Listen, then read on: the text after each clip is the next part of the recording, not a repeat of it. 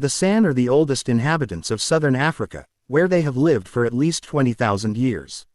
The term San is commonly used to refer to a diverse group of hunter-gatherers living in southern Africa who share historical and linguistic connections. The San were also referred to as Bushmen, but this term has since been abandoned as it is considered derogatory. There are many different San groups. They have no collective name for themselves, and the terms Bushman, San, Baswara, in Botswana are used. The term Bushman came from the Dutch term Bosjesman, which meant bandit or outlaw. This term was given to the San during their long battle against the colonists. The San interpreted this as a proud and respected reference to their brave fight for freedom from domination and colonization. Many now accept the terms Bushman or San. Like the first people to inhabit other countries in the world, the San have an unfortunate history of poverty, social rejection, decline of cultural identity and the discrimination of their rights as a group. Yet, the San have also received the attention of anthropologists and the media with their survival and hunting skills, wealth of indigenous knowledge of the flora and fauna of southern Africa, and their rich cultural traditions. San people speak numerous dialects of a group of languages known for the characteristic clicks that can be heard in their pronunciation, represented in writing by symbols such as or. Made up of small mobile groups, San communities comprise up to about 25 men, women and children. At certain times of the year groups join for exchange of news and gifts, for marriage arrangements and for social occasions. History of the San people. Not related to the Bantu tribes, the San are descendants of early Stone Age ancestors. Clans and loosely connected family groups followed seasonal game migrations between mountain range and coastline. They made their homes in caves, under rocky overhangs or in temporary shelters.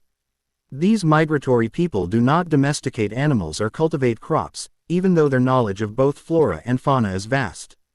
The San categorized thousands of plants and their uses, from nutritional to medicinal, mystical to recreational and lethal. San men have a formidable reputation as trackers and hunters. San trackers will follow the spoor tracks of an animal across virtually any kind of surface or terrain. Their skills even enable them to distinguish between the spoor of a wounded animal and that of the rest of the herd. At about the beginning of the Christian era, a group of people who owned small livestock, sheep and perhaps goats, moved into the northern and western parts of South Africa and migrated southward.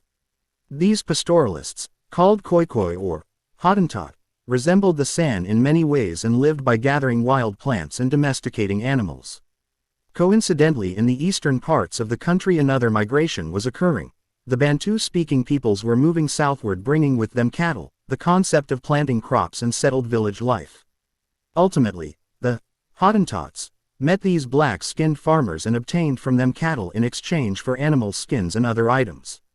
Thus, when the white settlers arrived in the mid-17th century, the whole country was inhabited by three different groups: the hunter-gatherers San, the pastoralists Khoikhoi, and the farmers Bantu.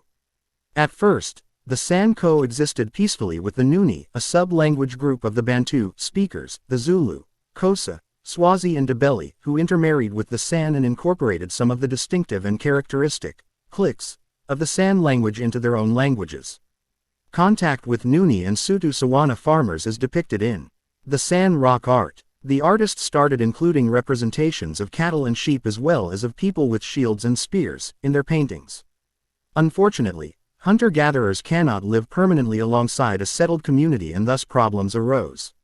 When the San fought against the Bantu, they were at a huge disadvantage not only in numbers but also in lack of weapons. With the Europeans, they were at an even greater disadvantage. The Europeans owned horses and firearms. In this period, the number of San was greatly reduced. They fought to the death and preferred death to capture, where they would be forced into slavery. Colonialism destroyed the San migratory way of life. They were no longer allowed to roam freely, and trophy hunters destroyed the vast herds of game that formed their principal supply of food.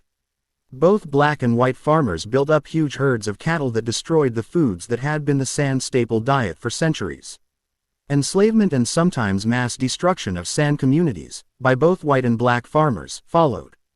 Many became farm laborers and some joined black farming communities, and intermarried with them, which added to the destruction of the social identity of the San people.